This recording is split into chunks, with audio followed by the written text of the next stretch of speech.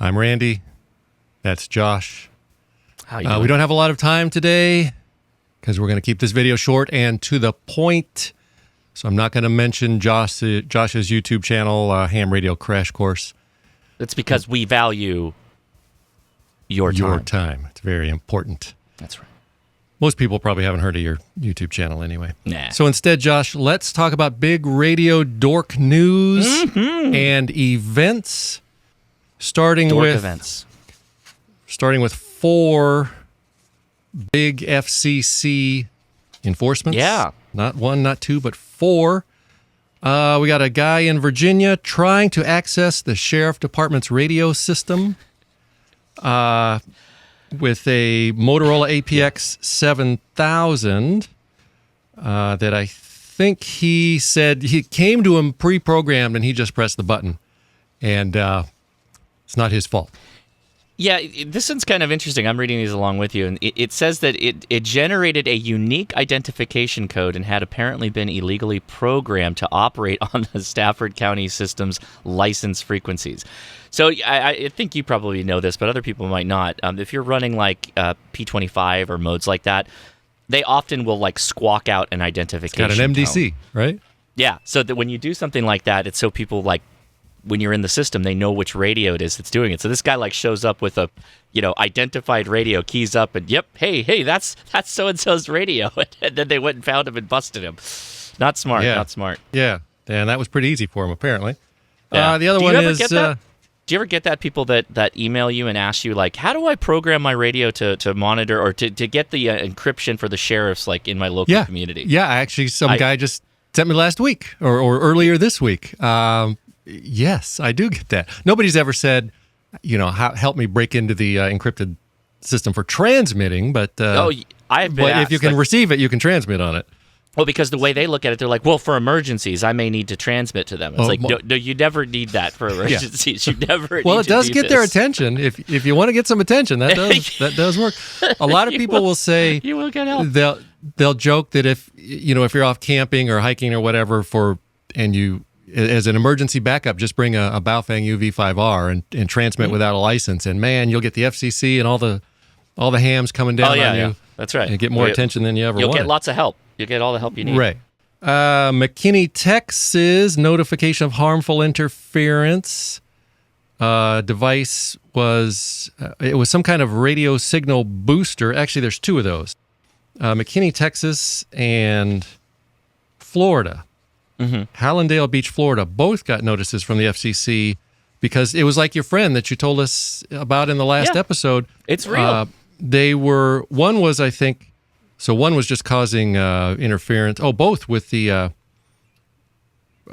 county public safety services. Public Works, Yeah, they weren't spurious RF. Maybe they were spurious RF emissions. They were emissions that weren't intended to be spuriating and actually causing trouble with the safety services, something that I've mocked many times when people claim that can happen. It does, yeah. And so, I mean, a spurious transmitter means there's a fundamental frequency, right, where it should be transmitting, and then there'll be even harmonics that go off of that. Well, it might not even be that. It might just be that the booster is just on the wrong frequency and it's impacting Public Works because it's, whoever made it, whoever constructed it just didn't do a great job, or maybe they've got it set wrong. Maybe there's a setting in there that they were on Public Works accidentally. We don't know enough in the write-ups of some of these, but lots of things are possible like that. Yep. Even though many claim that those things are, when we talked about your friend, we talked about your friend on 2 different of our episodes together, and people saying that's impossible because the TV booster that your friend had that got him got some attention, unwanted attention from the FCC. Yeah. It's not a transmitter, so it's impossible for it to interfere with anything. No, everything those transmits. Experts were wrong. Yeah, if you got a power supply in a refrigerator, it's possibly transmitting emissions of some kind. It's making some noise. If it's poorly shielded, for instance. Right. Yeah, and when I say noise, not the noise you hear, but RF electricity's noise. Yeah. And finally, then the last of the FCC's notices in the last few weeks was for Miami Beach. That's in Florida. VHF transceiver was interfering with Marine Channel 16, which and the viewers will clarify or not, I think that's the emergency channel. That's the CB channel 9 of boats. And it was every 30 seconds transmitting short bursts of tones. And so the FCC apparently busted the door down, or he probably just let him in and said, what's going on? And they found it. They reset it. It's such a... they rebooted it, and it was fine. And the funny thing is that I find most humorous is that the device was an ICOM radio, an ICOM VHF transceiver. Oh, it is. It wasn't. It was not a Baofeng UV5R that everybody says will cause these problems. It was an ICOM that needed to be rebooted, and the problem went away. So now, that'll does get that mean you. he's going to get fined? Yeah, Marie. Or is notice of harmful interference. So I do not see a fine, and since the problem went away, I don't think they fined him. Did they? No. No, I'm reading it now, and so this is that first step, right? This is that first nasty letter, and it sounds like there was an investigation done. FCC came out, they restarted it, problem went away. So this one likely is done there. But yeah, these things happen. I appreciate the FCC actually putting out stuff like this, because this is an example of them actually looking into something that was creating interference, and they found it, they fixed it. Everything's fine now. Right, good. And that's the most of those type of notices that I've seen, because again, we talked about this last time. I look at the enforcements every day. I wake up, I've got my bookmarks of where I go, and the FCC website is one of them. And over the last couple of years, I don't think I've ever seen that many of this type enforcements, because they're doing other stuff. They're going after spam phone callers, and they do a lot of other stuff. But what in our little corner of the world, radio dork world, they don't usually do a lot. And those, I think this was a record number. I think the new administration is really cracking down hard on these, or it's just coincidence that there was a bunch of bozos out there. You can see a trend there, right? These are people that were creating interference, whether intentionally or non-intentionally, on frequencies that they were not licensed for, and are actively in use by first responders, public works, or marine radio. Those are all used frequencies all over the place, right? Where, I'm not going to say life or death, but like stuff's getting done on those frequencies, and the ability to, public to have safety, that continue. Yeah, public safety. Public well, safety, it could have been the public trash works. trucks, could have been the garbage trucks, or it could have been the police or the sheriff. They don't really say. But that Channel 16, the Marine Channel 16, I was reading more. That is the emergency channel for boats. So I like it. I'm glad. I'm glad that they're taking it seriously, and people are getting at least get noticed, so that they can say, oh no, we need to rectify this immediately. Because I know most people don't want to do this intentionally. There's a lot that like to do it intentionally. Not all of them. Not most, I'd say. No, not most, but there's still half a point of a percentage is still a lot of idiots. That's right. And yet still not one single enforcement for somebody simply using a ham radio like a Baofeng without a license. I just need to point that out. Oh, yeah, back in March or April, sometime in the last 30 or 45 days, the FCC announced their delete initiative, right? Part of the DOGE, I think, or part of the new administration cutting down on waste.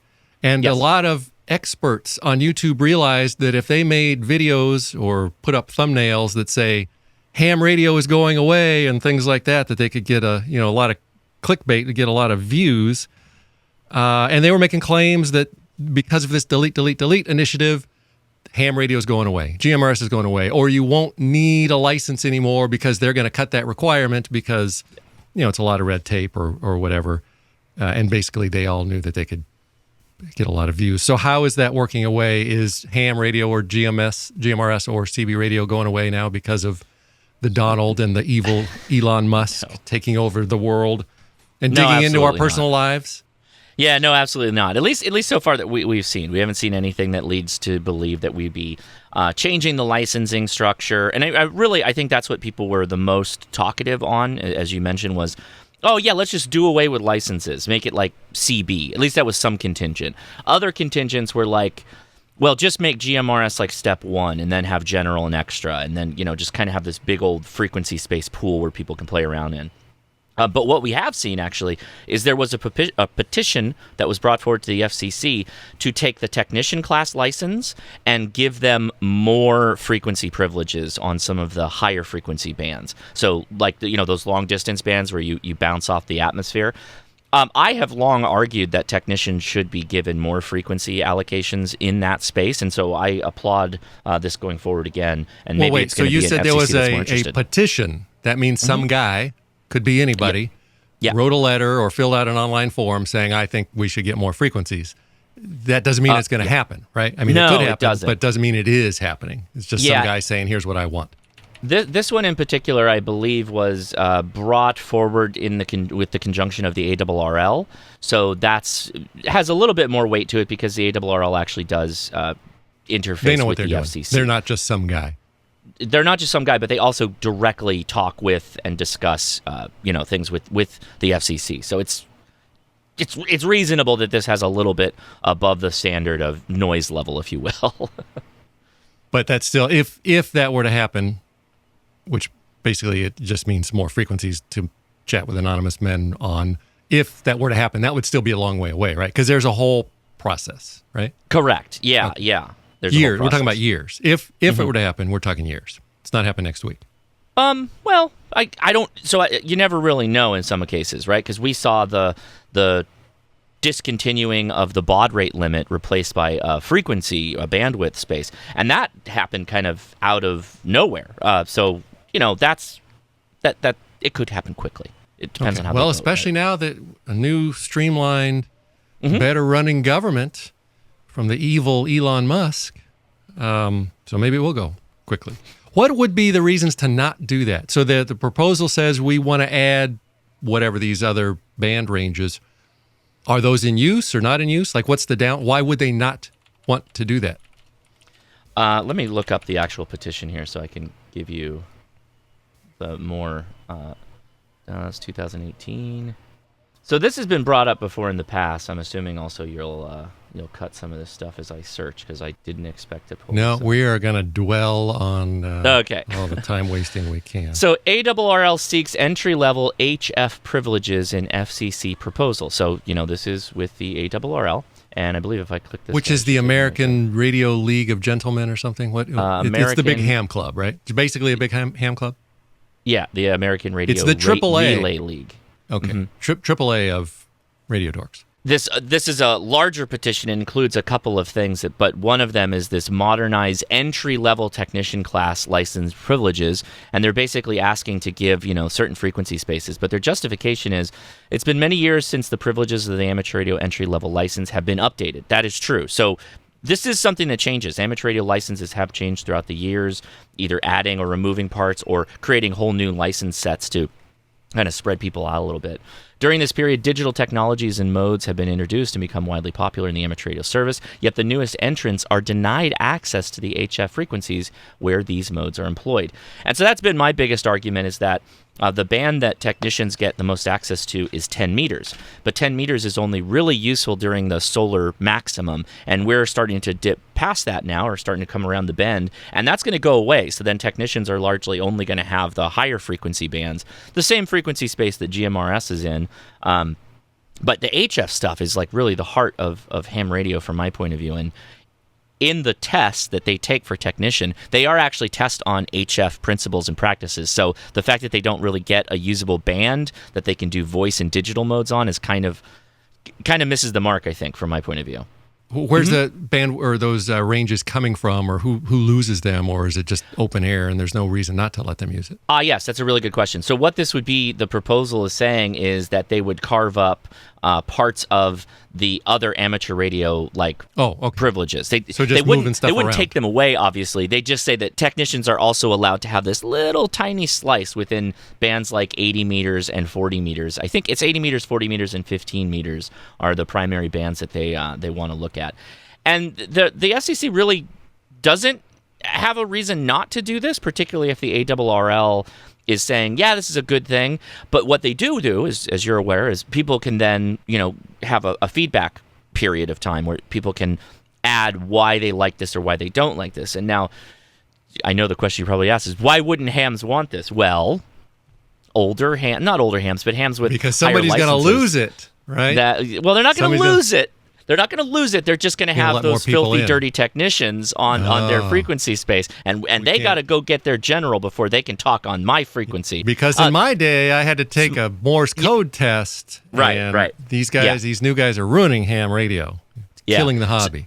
So I got a lot of pushback. I made a video on this like 2 years ago or more about how I think this is a great idea. This is fantastic. It's like a little cost club sampler, right? You're giving them a little taste of HF because it's not a very big space. So you're encouraging them to, well, I've tasted it, I like it, now I'm going to go get my general. Versus, hey, go take your technician, then go take your general. Trust me, you're going to like it. Go take 2 tests before you can really get the fun stuff of amateur radio going. That's a hard pill to swallow from my point of view.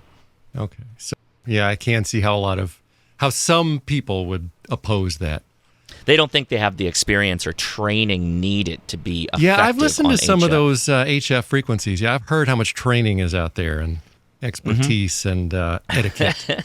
I've heard some of that. Etiquette and protocol. Yeah. On April 17th, a court ruled that the FCC cannot enforce a fine without a jury trial. This was not for some ham radio or CB radio jammer or whatever. It was against AT&T. And it's kind of, there was that Chevron ruling last year or whenever saying that basically kind of limiting the FCC or other agencies' power on what these agencies can just do whenever they feel like it. So this was against FCC, was having something or against AT&T having something to do with their, something they did stupid that they probably needed a fine for.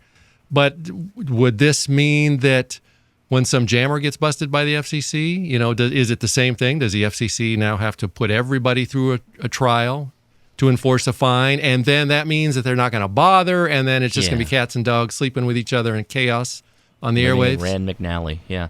The problem I see with this, and I guess it's not a problem, it's just an observation more than anything, is that this is a $57 million fine. And so from my point of view... So they're going to fight it no matter what. Yeah. So from my point of view, you almost have to have a jury pool, right? Because no one, if it was just a judge that was presiding against a $57 million fine, no one is going to be happy with that outcome. And it's such a big stakes type of situation that judge would, he would be, one party would hate him, the other party would like him, right? And then where's his career go at that point? People start voting him out or whatever. It's just, that's too much money. That's why you use a jury to kind of soften the amount of people voting. So you're saying that a no. single judge should not have so much power over something that controls the entire country or an entire policy? Is that what you're saying? I feel like we're a democracy is kind of an important thing with votes. I mean, that's why the Supreme Court has so many of the judges, right? Is so that they can, have a discussion. We can balance the weight of the very serious things they're presiding over. Right. And the case law for something like this, you almost want to have a jury pool because then you can say like, hey, look, all these people voted for this and they all said, yea, verily, this is the way it should be, versus one person setting case law for something that's $57 million. Again, I'm not a lawyer. I don't know anything about this, but to go back to your question, though, do I see Joe Random Ham or Joe Random GMRS user getting a jury like trial? I don't see that, but I could be wrong. I don't know. All right. What do you think? As a refresher to everybody about how the FCC fines work against just Joe Random Ham Jammer. First, you get the letter, and not even always a mean or nasty letter, asking you to stop doing what you're doing. Yeah. Although it seems like in these enforcements we just read, I didn't see that happening. It's just they went straight to the mean letter and the warning. So you get at least one letter. A couple of them mentioned they were DFing. They actually found the individuals. I think that's why they just went straight to the letter, because they're like, we need this to stop. It needs to stop now. I'm guessing for that the marine radio one, I think the FCC came out, they found the radio, they had him reboot it, it fixed the problem, and I think maybe the letter is just like, this is the paperwork, kind of like, we already talked to you, we're good now, but here's just the notice for your paperwork that we're saying don't ever do that again, like we're covering the bases, you know what I mean? In general, though, you get one or two letters. So that was the most serious, right? Messing with an emergency channel is a serious one. So for the common jammer or interference maker, you get 1 or 2 letters, and then if you ignore them, you'll get one other letter, probably another. You're going to get multiple letters asking you to stop, and then they'll get really mean and tell you to stop. And then if you ignore that, it goes through another proceeding in which they assign an apparent notice of, they'll send you an apparent notice of liability, which means that the FCC says, you now owe us this fine. And then when you ignore that, usually nothing happens. I have never seen when these fines have been levied. If you don't pay it, we've talked about this, then what? Right? They don't. Then they have to go to the DOJ, and ask for an actual enforcement, and then that's where the point of a jury trial or not would come in. And that's basically, where they can actually there's a lot garner. of leeway for a jammer to a jammer to do whatever the heck he wants. A jammer or somebody causing non-harmful interference. And when I believe when it goes to the DOJ, I'm not saying that they can bypass the court hearing step, but they can definitely just garner wages and stuff like that. Like that's. Have you ever seen that happen? I've never seen any documentation in the last 15 years of that happening. I've never read it with my own eye bulbs here. Have you heard of it? Are there rumors? Yes, I've heard that it. Well, I heard that it was mentioned by Laura Smith, who is the amateur radio FCC, chairperson, if you will, whatever that role is. And she kind of documented the process. So she says it's happened. I'm inclined to believe her, but I have not put my eyeballs on it directly. All right. And you don't know what kind of time frame. Was that in 1995 or was that in 20? We don't know. No. Okay. So I have also never seen it. And again, most of the reading I do is at the FCC website. That's pretty much the only reading I do, and I haven't seen it. I'm not saying it can't happen. The viewers will leave comments and tell us all that we're wrong because the next door neighbor's gardener's brother got fined, and they took his wages. We'll find out. This is a long one, so get ready. All right. So I'm not a lawyer either. You gave your disclaimer. You are not a lawyer, but I am a YouTuber. And a few weeks ago, I made a video about how to unlock a particular model of a radio. I think it was a BFF 8HP Baofeng. I made a video showing how to unlock it. A lot of ham radios are unlockable. And in that video, I made the claim. I declared, again, I'm not a lawyer, but I said that the act of unlocking a radio so that it can transmit outside of its intended or approved frequencies does not violate any FCC rules. And of course, being the good steward of the airwaves that I am, I reiterated that transmitting outside of the authorized frequencies of the radio does make the FCC sad, but the act of unlocking a radio doesn't break any laws, any rules, or any regulations because there are no rules, regulations, or anything against the act of unlocking it. And I was then very publicly shamed in front of everybody in my own channel by Dave. Dave is an amateur extra, call sign NF2G, and he was very proud to put that up there. It was in his username. 2x1. It's a rare call sign. Hard to get. He should be proud. Yeah, so he's special. Amateur extra. He's an extra. That's one of those, I took 3 tests instead of 2 tests, That's right? That's me. I took 3 tests. Jesus Christ. And he is also apparently a legal expert because in this in the long thread of him and I going back and forth, which I swear I tell myself, don't argue with these clowns, not just the radio dork guys, but just the online idiots in general. He sucked me in. And in that thread, it came out that he had a bachelor's degree in social law justice or something. So he's a legal expert. He embarrassed me by making a ruling. He made a ruling that I was wrong and that the simple act of unlocking a radio does indeed violate FCC rules, specifically Title 47, Part 90, Subpart N.417, Paragraph B, which reads in part, no person shall program into a transmitter frequencies for which the licensee using the transmitter is not authorized. So, Josh, my question to you, does the action of unlocking a radio break the FCC rules as Dave, our couch-based law expert, has ruled? So I think if you just unlock, that's the wrong one. Where is that? Jeez, hold on. If you're just unlocking it, so 90, I had to pull this up, 90.417. Any station's licensed under the part may communicate with any other station without restriction as to type, service, or license when the communication involves relate directly to imminent safety of life or property, right? So we know that. We know that one. So for the non-radio dorks, you're saying you can use a radio that you're not allowed to use in an emergency. Right. To save life or property when there's no other option. The wording was you cannot program into a radio a frequency that you're not authorized. Let me read it to you again. It is in there. Maybe I typed it wrong because I did look it up to confirm that he was right. No person shall program into a transmitter frequencies for which the licensee using the transmitter is not authorized. So what he was saying, let's just give him, and he that is in there. Maybe I okay. Then I'm on the wrong spot. Then that's fine. Okay, I probably typed it wrong. I misled you, but it was in there. I confirmed it.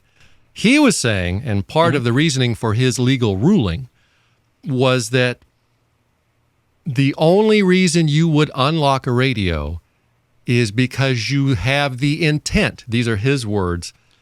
You have the intent of then programming a frequency in that you do not have, that you're not authorized to use.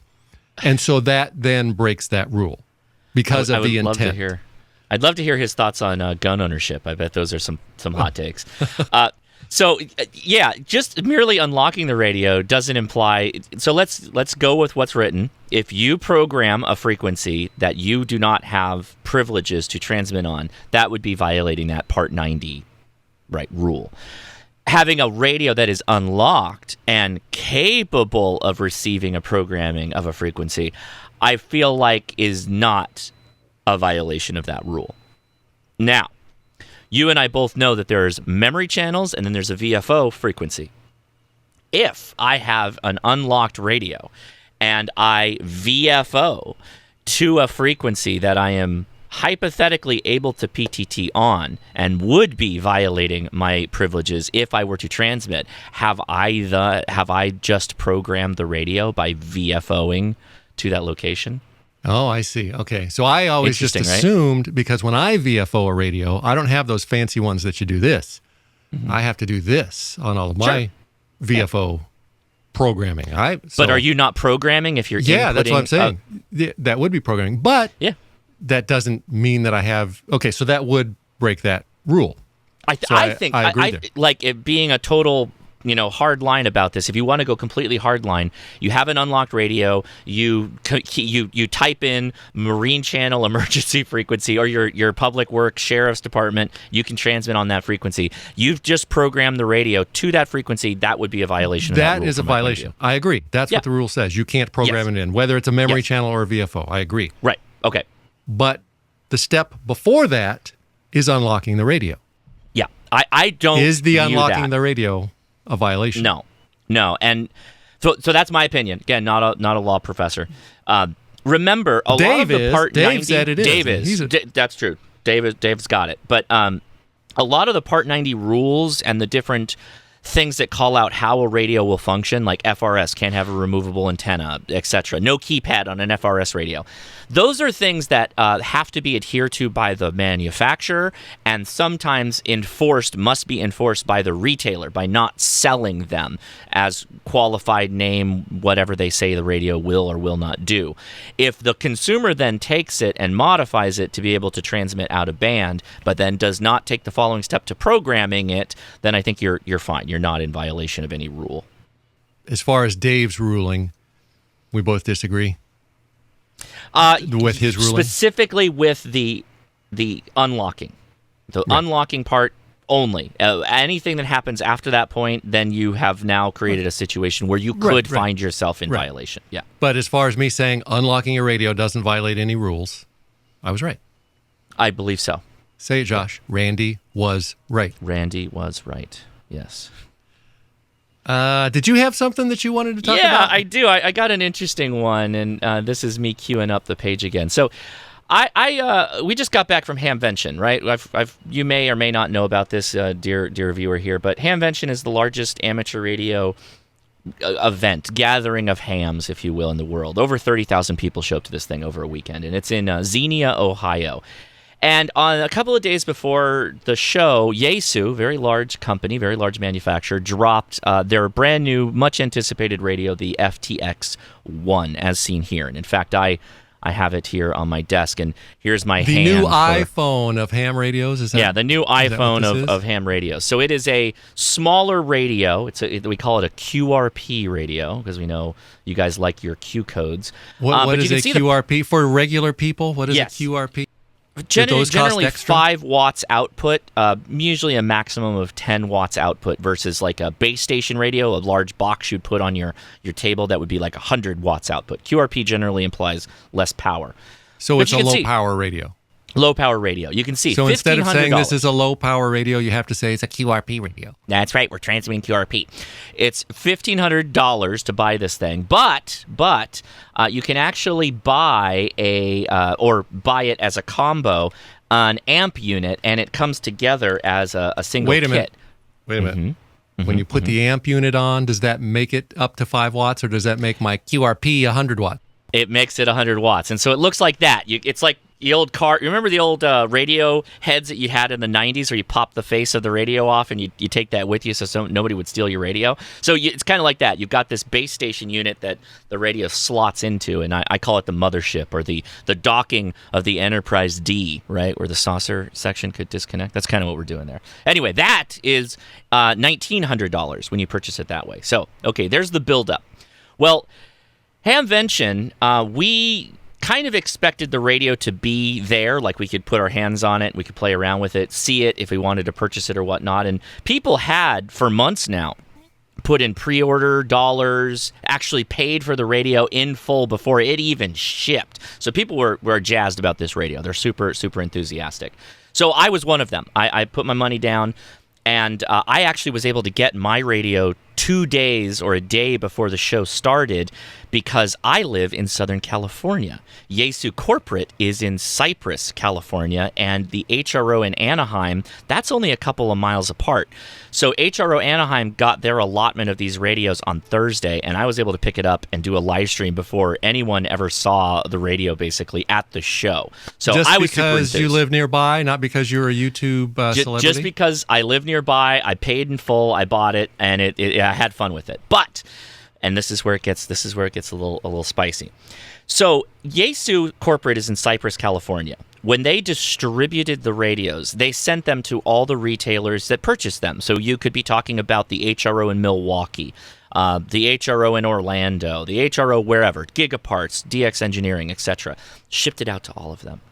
Well, it was in transit over Hamvention weekend, and there were people who didn't get their radios until the Monday or Tuesday of the following week. Okay, great. Those people are all getting distributed their pre-order radios. Everybody's happy. But HRO had some of the radios for sale at Hamvention, and you didn't have to pre-order it. You didn't have to do anything. You just had to mosey on up to the bar, ask for the radio, and pay cash money for it and walk away with your brand new FTX. So the internet, Reddit, YouTube, Facebook, they all started getting out their internet pitchforks and torches saying that HRO was allowing people to cut in line by going to the HRO booth and buying the radio directly. And there was quite a number of people that were really, really mad about it, so much so that some YouTube videos were made that I think have now kind of gone quiet. But there was some claims that this was an FTC violation and that HRO was selling the pre-order radios from the people who actually already paid to the individuals that came to the Hamfest. Of course, there was no evidence of any of this, but it led to quite an interesting weekend at Hamvention and then this now week that we finished. And I ended up having discussions with HRO Were there brawls? At the site. Were these guys going fisticuffs? No, they throwing their coffee on each other?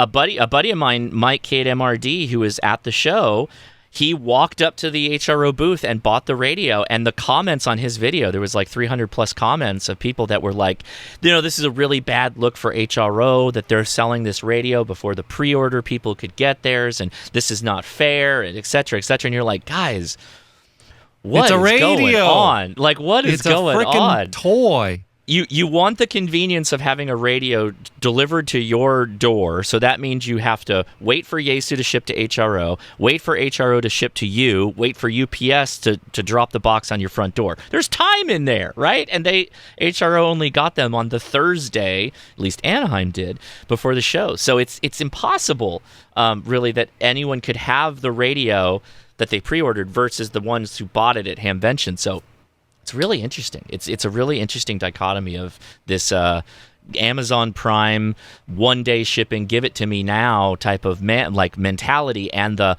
I also must be the first one to own this new hot radio. So I don't know. Do we have anything like that in the GMRS space, Randy? Is there any the new hotness that people are lining up for, like an iPhone announcement? No, because we're not revolving our lives around a stupid radio. Now, I often revolve my life around a stupid phone, so I guess we all do it. You to some revolve degree. your life around your channel, which revolves your channel around GMRS radios. So you are an exception, but most GMRS users, yeah. The average GMRS user does not care. There was BTEC released their BTEC 50 Pro 50-watt mobile with the Bluetooth and it's everything. It's hand control. It does a lot of really nice stuff. But people weren't, waiting for it and standing in line and fighting over it at a frickin' dork fest. So standing in line in China, in Guangzhou to get their radio. Yeah. The average ham radio person and the average GMRS people we are not the same.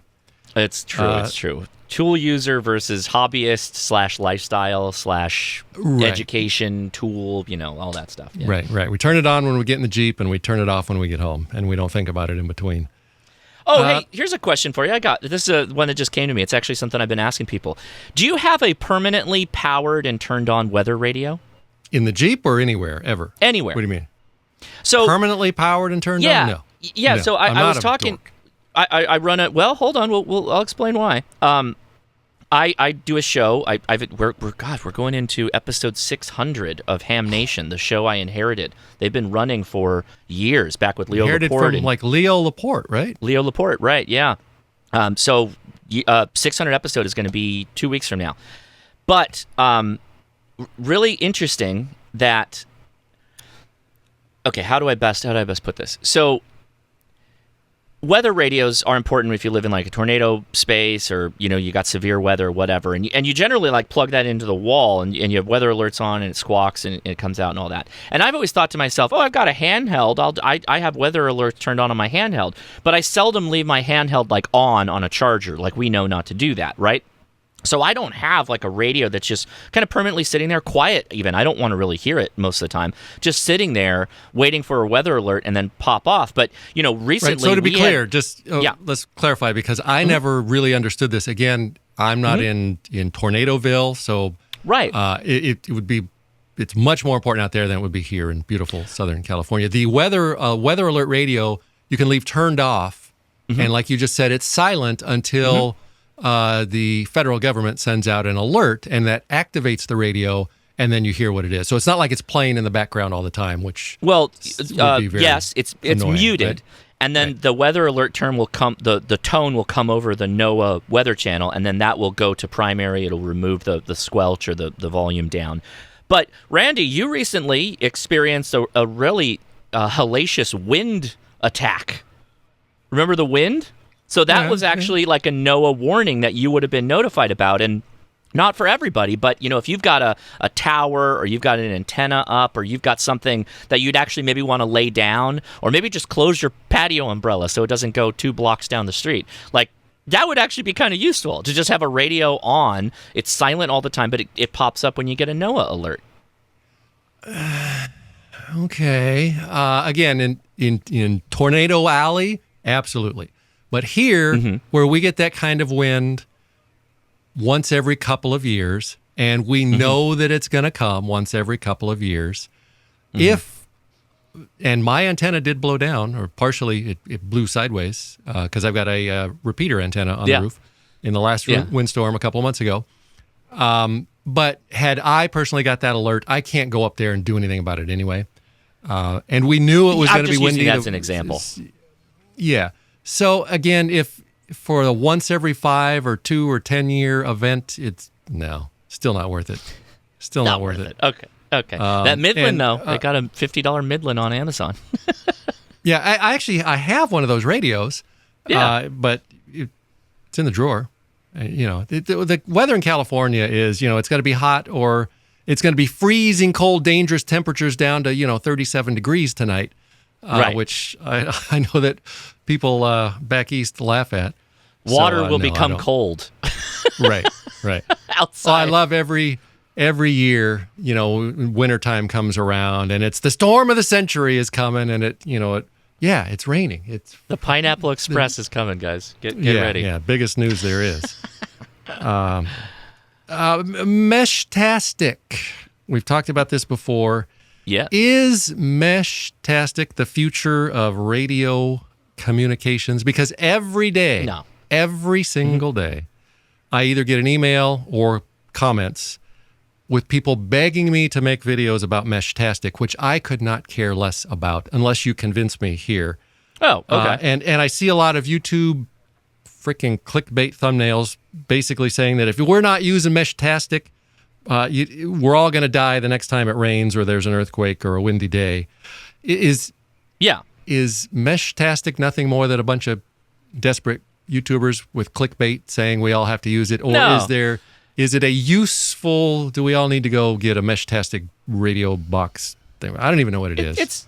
It's a little yes, a little no. So first of all, most of the very popular videos on Meshtastic on YouTube, they're not even ham radio operators because Meshtastic is on the LoRa bands. It's a 915 megahertz Who's commercial.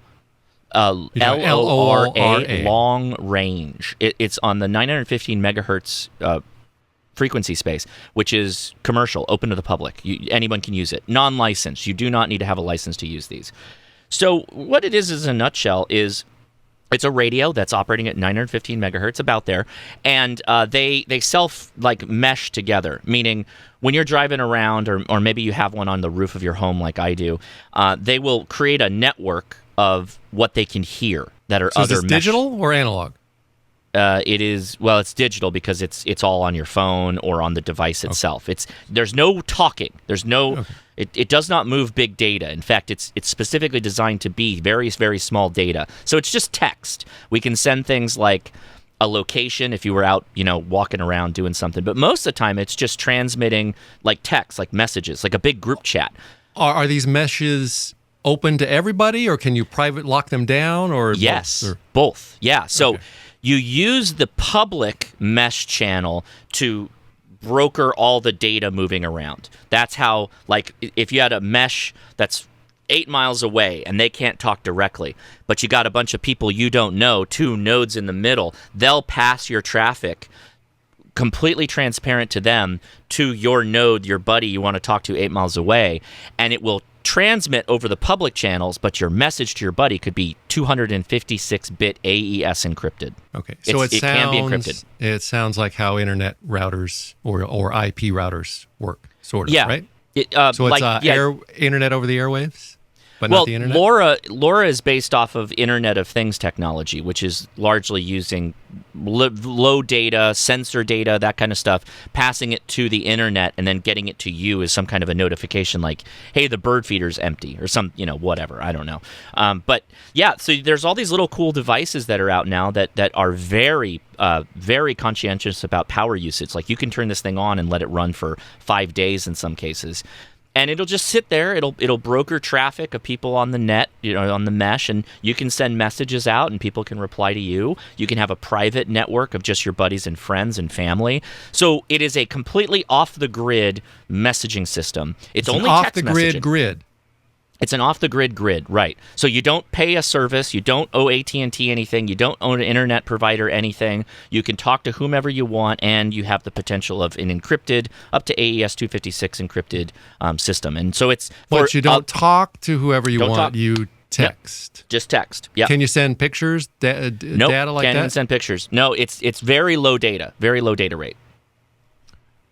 Okay. So why would I want this? Well, if you're running a GMRS insurrectionist group and you don't want... I don't know. I mean, most of the time it's just... It's fun.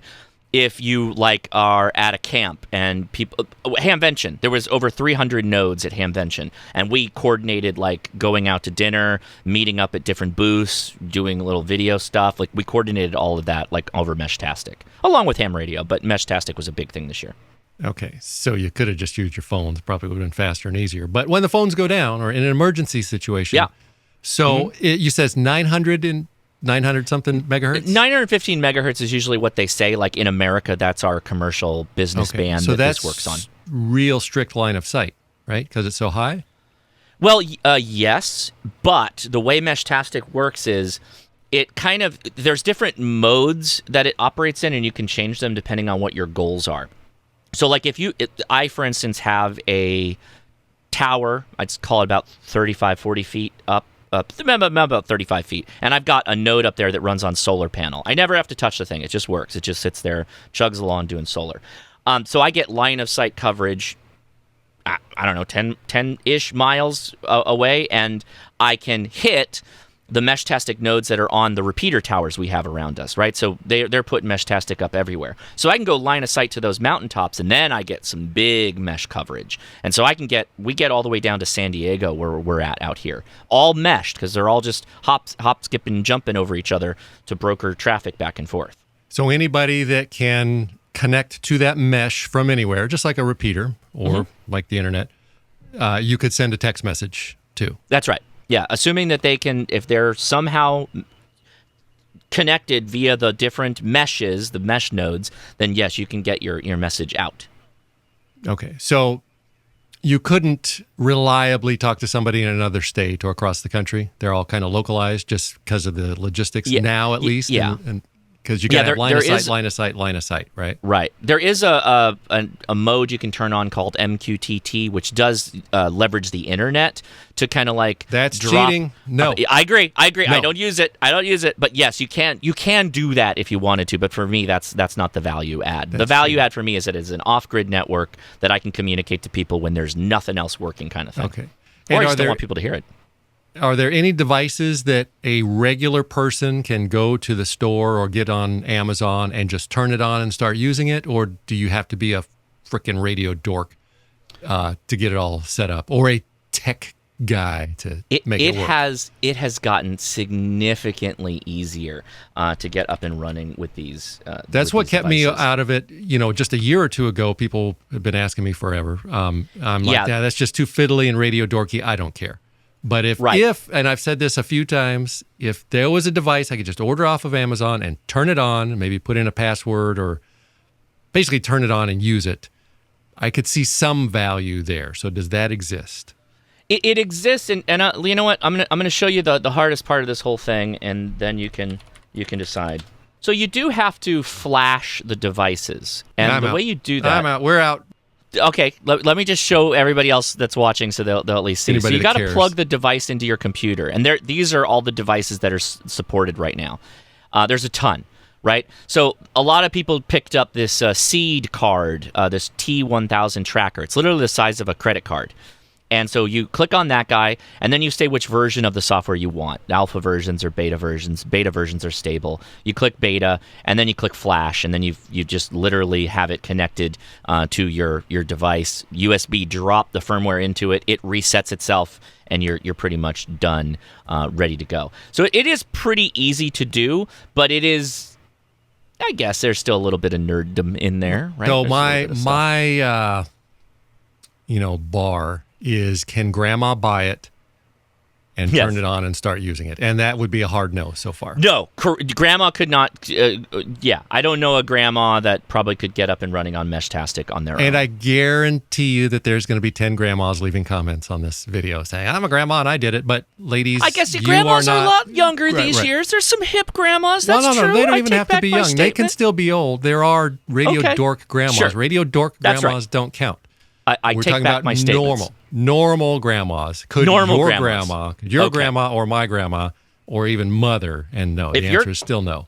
If your grandma's running Linux, she could probably get do it if she's Meshtastic running Linux. working. Yeah, no problem. No, if she's running Arch Linux, you got to kill her grandma, give her Meshtastic, let her program your nodes for you. But most normal grandmas, you're saying, probably not. Right. Okay. Josh, I think that's all we have time for. We have gone Yes, sir. over our time limit. We're at about 50 minutes, which is about 20 minutes longer You than we got wanted some to go. editing in there. I'll cut out a few minutes. So thank you for joining. And Thank you, buddy. based on user comments and what feedback we get, we may do this again in a few weeks. Yeah, a few weeks, and I think we got to try and splash one in my channel too. Maybe that would be fun. We'll get some real ham questions going for you. But I always know the answer. It's like, you dorks. I this is just a tool to me. It's not a lifestyle. Like we've heard the arguments, Randy. All right. Okay. So let's see what people think. And we can do it on your channel too. It would Well, be there you go. In the comments, tell us what you want to hear Randy answer for. I'm not trying to flame him or anything, but let's put your questions in there. What do you want me to ask Randy? It would be a whole different vibe if Josh was running the show. If Josh had his finger on the button like I do, it'll be a different vibe. Yeah, well, let's see what people want to see. We'll see what they see. All right, Josh, thanks for joining. And until next time. 73. 69.